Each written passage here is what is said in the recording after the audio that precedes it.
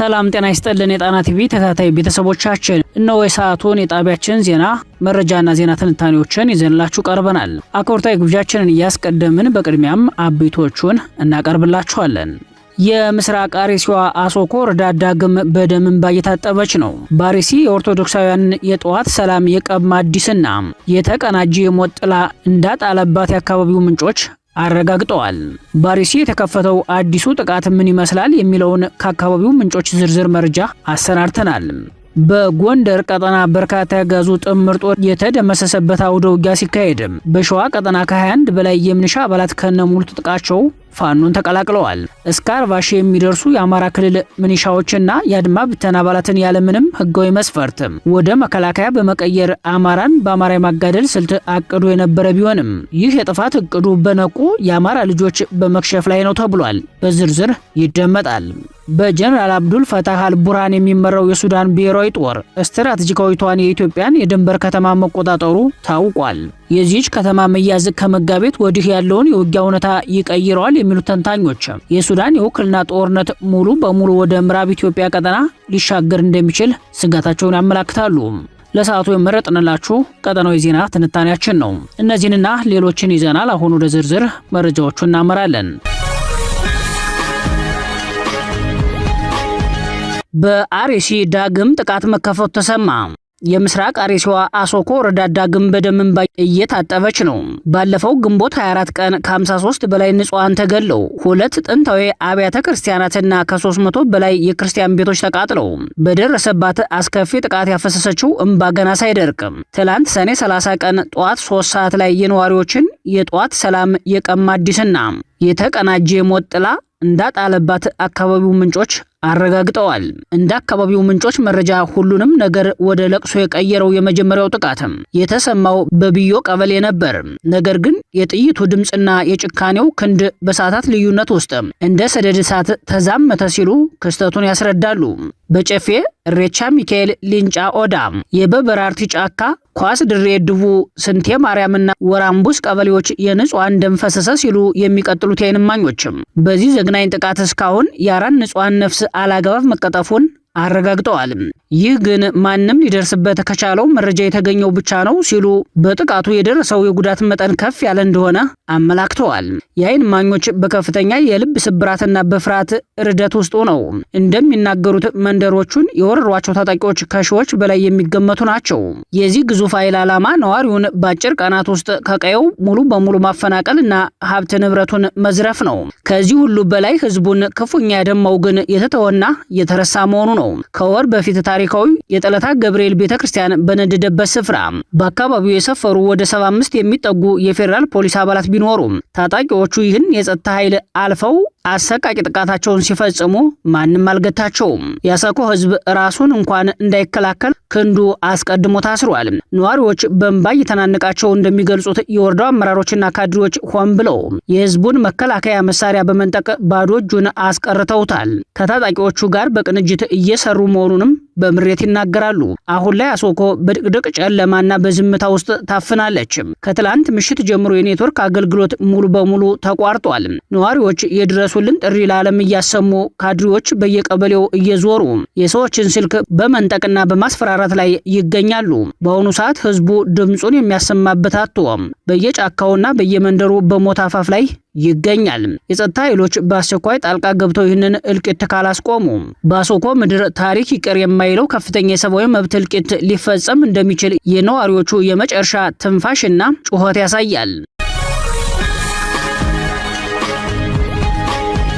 ሰላም ጤና ይስጥልን አድማጭ ተመልካቾች እንደምን ዋላችሁ። ወደ ዕለቱ የግንባር መረጃችን ስናመራ በጎንደር ቀጠና በርካታ ያገዛዙ ጥምር ጦር የተደመሰሰበት አውደ ውጊያ ሲካሄድ በጎንደር ዳግማዊ ቴዎድሮስ 5ኛ ኮር በሊቦ ከምከም ወረዳ ከባድ አውደ ውጊያ ሲያደርግ መዋሉ ታውቋል። የበላይ ዕዝ ዳግማዊ ቴዎድሮስ 5ኛ ኮር በግንባር መረጃው እንደገለጸው ያገዛዙ ሰራዊት መነሻውን ከሊቦ ከምከም አዲስ ዘመን አድርጎ ወደ ብናት ከተማ ሲንቀሳቀስ የነበረን ያገዛዙን ሰራዊት አምቦ ሜዳ ላይ ከጧቱ ጀምሮ በዳግማዊ ቴዎድሮስ 5ኛ ኮር ውጊያ ተከፍቶበታል።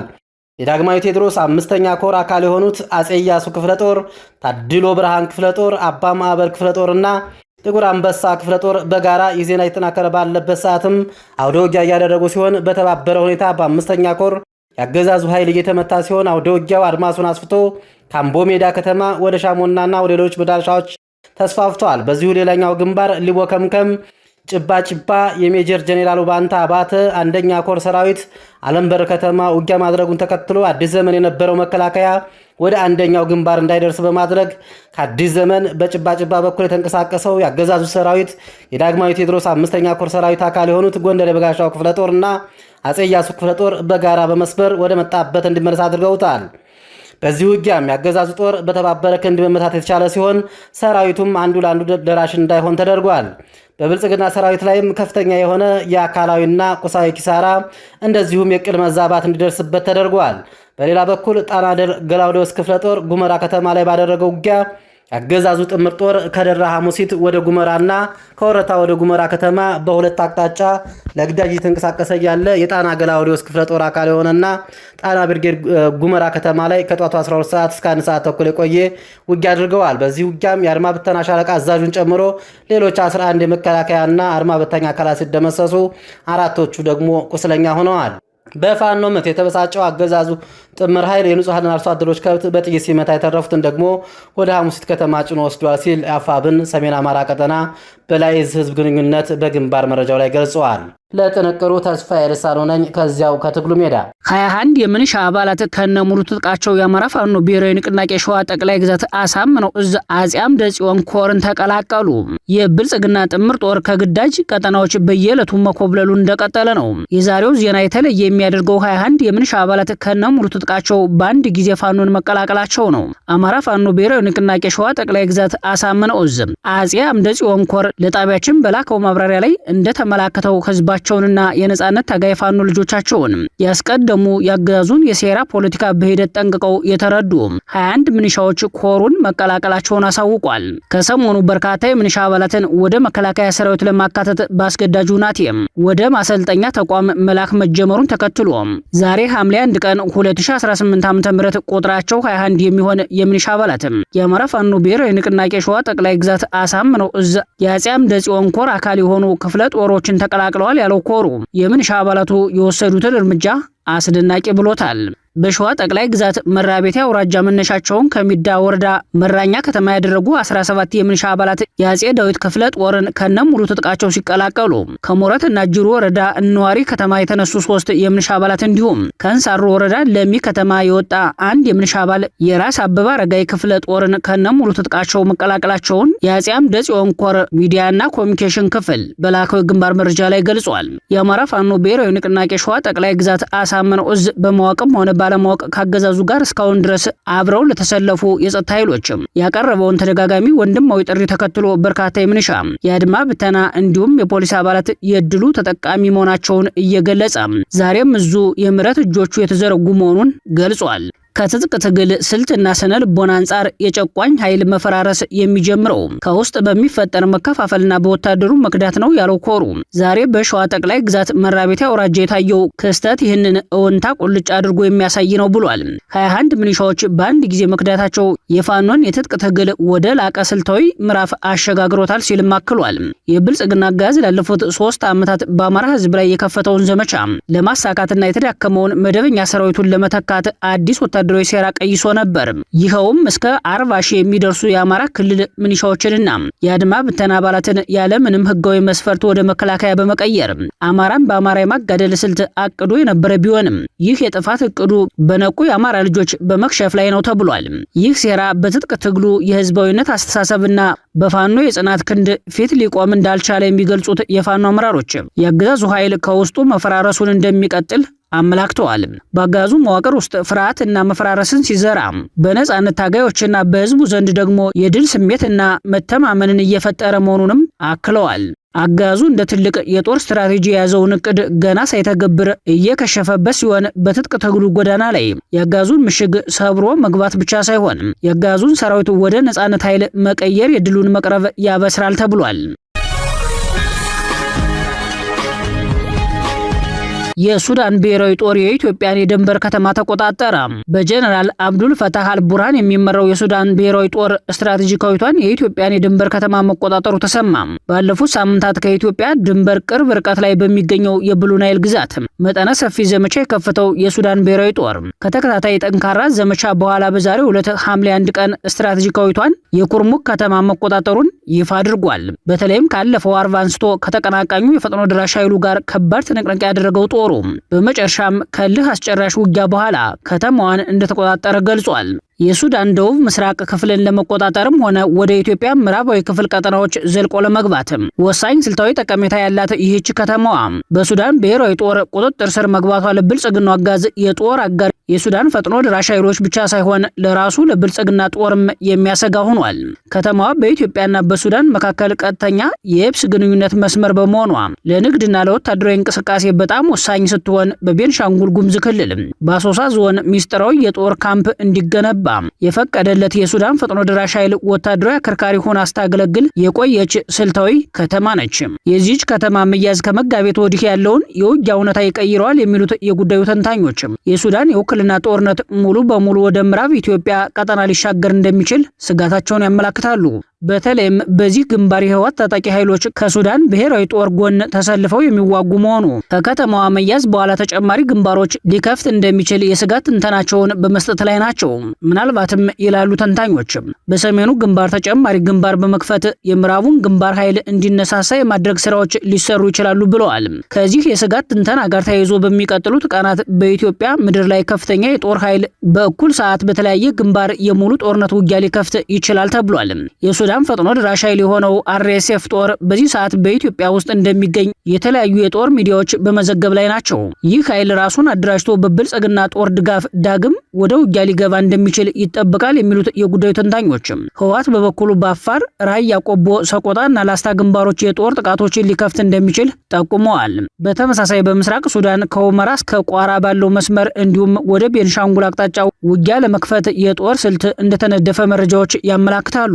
በሱዳን በኩል የሱዳን ብሔራዊ ጦርና ህወሓትን የመሰሉ አጋር ኃይሎች በቤንሻንጉል ክልል ላይ በወለጋ ከሚንቀሳቀሰው ኦሮሞ ነጻነት ሰራዊትና የቤንሻንጉል ብሔራዊ ነጻነት ግንባር ጋር በጥምረት የጋራ ግንባር ሊከፍት እንደሚችል ተጨማሪ ወታደራዊ መረጃዎች ያሳያሉ። በአሜሪካና ኢራን መካከል የተካሄደው የ60 ቀናት የሰላም ስምምነት ፈረሰ። ኢራን አሜሪካ ላደረሰችው ጥቃት ያጸፋ ምላሽ ለመስጠት በባህሬን እና በኩዌት በሚገኙ የአሜሪካ ጦር ሰፈሮች ላይ ጥቃት መፈጸሟን አስታወቀች። በኢራን እና አሜሪካ መካከል በስዊዘርላንድ የተደረሰው የ60 ቀናት የሰላም ስምምነት መፍረሱ የሚያመላክቱ ወታደራዊ ጥቃቶች በሁለቱ ወገን ተሰንዝሯል። አሜሪካ በሆርሙዝ ሰርጥ በንግድ መርከቦች ላይ የተሰነዘረውን ጥቃት ተከትሎ በኢራን ወታደራዊ መሰረተ ልማቶች ላይ መጠነ ሰፊ ጥቃት ማድረሷን መግለጧን ተከትሎ ኢራን በባህሬንና በኩዌት በሚገኙ የአሜሪካ ወታደራዊ ተቋማት ላይ የሚሳኤልና የድሮን ጥቃቶችን መፈጸሟን አስታወቀች። ኢራን እስላማዊ አብዮታዊ ዘብ ኃይል በባህሬን የሚገኘውን የአሜሪካ 5ኛ የጦር መርከቦች ዋና መስሪያ ቤትን እና በኩዌት የሚገኘውን አሊ አልሳሌም የአየር ኃይል ሰፈርን ጨምሮ በርካታ የአሜሪካ ወታደራዊ ይዞታዎችን መምታቱን አስታውቋል ሲል አልጀዚራ ዘግቧል። ድርጅቱ አክሎም በደቡብ ኢራን ሰማይ ላይ የአሜሪካን MQ-9 የተባለች ድሮን መጣሉን ይፋ አድርጓል። ይህ የአጸፋ እርምጃ የመጣው የአሜሪካ ማዕከላዊ እዝ በበርካታ የኢራን ወታደራዊ ኢላማዎች ላይ ጥቃት መፈጸሙን ካሳወቀ ከሰዓታት በኋላ ነው። አሜሪካ ጥቃት የሰነዘረችው የክትትል ስርዓቶች፣ የኮሙኒኬሽን መሰረተ ልማቶች፣ የአየር መከላከያ፣ የድሮን ማከማቻ ተቋማትና የባህር ዳርቻ ራዳር ላይ መሆኑ ተገልጿል። ዋሽንግተን ይህንን እርምጃ የወሰደችው ቴሄራን በዓለም አቀፍ የባህር መተላለፊያ መስመር ላይ ንጹሃን ዜጎች የሚጓዙባቸውን የንግድ መርከቦች ኢላማ በማድረግ ለፈጸመችው ጥቃት ምላሽ ለመስጠት መሆኑን የገለጸች ሲሆን የቴሄራን ድርጊት የሰኔ 2026ቱን የተኩስ አቁም ስምምነት የጣሰና በዓለም አቀፍ የመርከብ ትራንስፖርት ላይ የተደቀነ ስጋት ነው ስትል ገልጻለች። የኢራን ባለስልጣናት የአሜሪካን ጥቃት ጸብ አጫሪነት እና የተኩስ አቁም ስምምነቱን በግልጽ የጣሰ ሲሉ ኮንነውታል። የካታም አልአቪያ ማዕከላዊ ወታደራዊ እዝ የፓርላማው አፈ ጉባኤ ሙሐመድ ባጋር ሃሊባፍና የውጭ ጉዳይ ሚኒስቴር ምላሽ ለመስጠት የዛቱ ሲሆን ኢራን የሆርሙዝን የማስተዳደር ሉዓላዊነት መብት እንዳላት በመግለጽ ጥቅሟን ለማስከበር ማንኛውንም አስፈላጊ እርምጃ እንደምትወስድ ማስጠንቀቃቸውን አልጀዚራ ዘግቧል። ዘገባዎች እንደሚያሳዩት ባለፉት 24 ሰዓታት ውስጥ በሆርሙዝ የባህር ሰርጥ የኦማን የመርከብ መስመርን በማቋረጥ ላይ በነበሩ 5 ታንከሮች ላይ ጥቃት ደርሷል። ከ5ቱ ታንከሮች መካከል 3ቱ ተለይተዋል። ባለፉት ጥቂት ሰዓታት ውስጥ ጥቃት ከደረሰባቸው መካከል አንደኛው እስካሁን አልተለየም።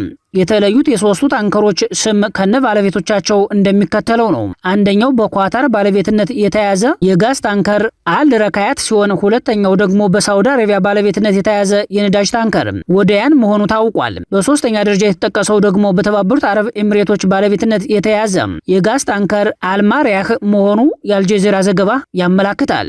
ይህ በእንዲህ እንዳለ በፕሬዝዳንት ትራምፕ ላይ ጥቃት እንዲፈጸም ጥሪ ቀርቧል። የኢራን ጠንካራ አቋም ያላቸው የፓርላማ አባል ሐሚድ ረሳይ በቱርክ በሚካሄደው የኔቶ ጉባኤ ወቅት የአሜሪካው ፕሬዝዳንት ዶናልድ ትራምፕ የሚቆዩበት ቦታ በሚሳኤል እንዲመታ ጥሪ አቅርበዋል። በኢራን የማህበራዊ ሚዲያ መድረክ ፊራስቲ ላይ ባሰፈሩ ጽሑፍ ራሳይ ትራምፕ በቱርክ ለጉባኤ መገኘታቸው እርሳቸው የሚቆዩበትን ቦታ ለመምታት ምቹ አጋጣሚ መሆኑን ገልጸዋል። የፓርላማ አባሉ ትራምፕ ላይ ጥቃት እንዲፈጸም ያቀረቡት ጥሪ በበርካታ ሚዲያዎች ዘንድ መነጋገሪያ የሆነ ሲሆን በፓርላማ አባል ደረጃ ይህ ጥሪ ሲቀርብ ለመጀመሪያ ጊዜ ነው ተብሏል። ይህም በሁለቱ ሀገራት መካከል የተፈጠረው ወታደራዊ ግጭት በባለስልጣናት መካከል የተፈጠረ ጥላቻ ምን ያክል የከረ እንደሆነ ያመላክተ ሆኗል። በደቡብ ሱዳን አንድ የመንግስት ኮሚሽነር መገደሉን ተከትሎ ግጭት አገረሸ። በነዳጅ የበለጸገችው የደቡብ ሱዳን ጆንግሌ ግዛት ውስጥ በሚገኝ እና በተቃዋሚዎች ይዞታነት በሚታወቅ አካባቢ በመንግስት የተሾሙ የካውንቲ ኮሚሽነር በተቃዋሚ ኃይሎች መገደላቸውን የሀገሪቱ መንግስት ሰኞ ዕለት መግለጹን ተከትሎ በአካባቢው ያለው የኃይል ግጭት በአዲስ መልክ ማገርሸቱ ተገለጸ። ባለፉት ጥቂት ቀናት ውስጥ በጆንግሌ ግዛት የተካሄደው ውጊያ እየጠነከረ የመጣ ሲሆን እስካሁን በውል ያልታወቁ በርካታ ሰዎች ለህልፈትና ለጉዳት መዳረጋቸው ተነግሯል። ስትራቴጂካዊ በሆነችው አኮቦ ካውንቲ ውስጥ በመንግስት እና በተቃዋሚዎች በኩል የተለያዩ የካውንቲ ኮሚሽነሮች ተሹመው እርስ በርስ ሲፎካከሩ መቆየታቸው ይታወሳል። በሁለቱም ወገኖች ያሉ ባለስልጣናት እንደገለጹት በመንግስት የተሾሙት ኮሚሽነር ጄምስ ኩዊት ማኳች የተገደሉት ባለፈው እሁድ ዕለት ተዋጊዎች በአኮቦ ምዕራብ አካባቢ በምትገኘው ዋልጋክ ላይ ጥቃት በሰነዘሩበት ወቅት ነው። ኮሚሽነር ማኳች በዚህ ዓመት መጀመሪያ ላይ በተቃዋሚው ጊዜያዊ አመራር ከስራቸው ከተነሱ በኋላ ባለፈው ሚያዝያ ወር ላይ ወደ ፕሬዝዳንት ሳልቫኪር ገዥ ፓርቲ መኮብለላቸው ተገልጿል። ይህንን ተከትሎ የሳልቫኪር መንግስት ያኮቦ ካውንቲ ኃላፊነት ቦታ ለሪክ ማቻር ተቃዋሚ ፓርቲ የሚሰጠውን የ2010 ዓ.ም የሰላም ስምምነት ድንጋጌ ወደ ጎን በመተው እርሳቸውን በኮሚሽነርነት ሹሞ ነበር። በአሁኑ ወቅት ሪክ ማቻር በስር ላይ የሚገኙ ሲሆን አገር የማክዳት ክስ ቀርቦባቸዋል። ገዢው ፓርቲ ባወጣው መግለጫ የኮሚሽነሩን አሰቃቂ ግድያ አጥብቆ የሚያወግዝ መሆኑን የገለጸ ሲሆን በጉዳዩ ላይ ለመወያየት አስቸኳይ ስብሰባ እንደጠራም አስታውቋል። በተቃዋሚዎች የተሾሙት ገዢ ጆን ዊዋሉ በበኩላቸው እንደተናገሩት ተቃዋሚ ተዋጊዎች አካባቢውን ለጥቂት ጊዜ በቁጥጥራቸው ስር አድርገው የነበረ ቢሆንም የመንግስት ተጨማሪ ኃይል ከደረሰ በኋላ ማፈግፈጋቸውን ገልጸዋል። በውጊያው ከተገደሉት መካከል ከፍተኛ ወታደራዊ መኮንኖች እንደሚገኙበትም አክለዋል። የጆንግሌ ግዛት መንግስት ቃል አቀባይ ኒያማር ሎኒቲ ቹወት ሰኞ ዕለት መገባደጃ ላይ ለአሶሼትድ ፕሬስ እንደገለጹት በጥቃቱ የደረሰው የጉዳት መጠንና የሟቾች ቁጥር እስካሁን በግልጽ አልታወቀም። የደቡብ ሱዳን የሰላም ሂደት ለመከታተል የተቋቋመው የተደራጀው የጋራ ክትትልና ግምገማ ኮሚሽን በበኩሉ ሰኞ ዕለት ባወጣው መግለጫ አሁን ያገረሸው የኃይል ግጭት የእርስ በርስ ጦርነቱን ያስቆመውን የ2018ቱን የሰላም ስምምነት አፈጻጸም የሚያናጋና በሲቪሎች ደህንነት ላይ አደጋ የሚደቅን ነው ሲል አስጠንቅቋል። በአኮቦ ካውንቲ ውስጥ ያለው ውጊያ መጀመሪያ የተቀሰቀሰው ባለፈው መጋቢት ወር ላይ የተቃዋሚ ኃይሎች በአንድ የመንግስት የጦር ሰፈር ላይ ጥቃት በሰነዘሩበት ወቅት ነበር። የተባበሩት መንግስታት ድርጅት ባለፈው ሰኔ ወር ላይ ሲቪሎችን ለመጠበቅ እንዲረዳ አቋቁሞት ከነበረው የጦር ሰፈር የሰላም አስከባሪ ኃይሉን ማውጣቱ ይታወሳል።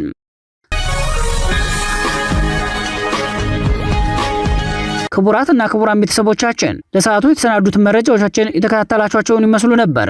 አብራችሁን ስለቆያችሁ ልባዊ ምስጋናችን ይድረሳችሁ እያልን የጣና ቲቪ ወቅታዊ ዜናዎችም ትንታኔዎችና ልዩ ልዩ ፕሮግራሞች እንዲደርሷችሁ ቻናላችን ሰብስክራይብ በማድረግ ቤተሰብ ይሁኑ። በተሳትፎ የትግል ሚዲያውን እንዲያጠናክሩ ጥሪያችንን እናቀርባለን።